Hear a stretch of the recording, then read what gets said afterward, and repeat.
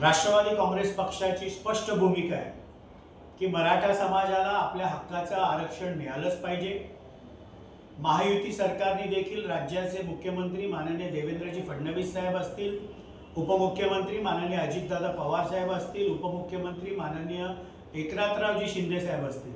महायुतीने मराठा समाजाच्या आरक्षणासाठी एक उच्च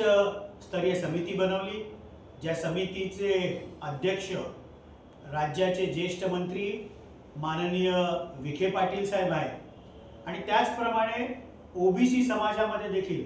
आपल्या हक्काचं आरक्षण कोणीतरी काढतंय अशा प्रकारची भावना मनामध्ये येऊ नये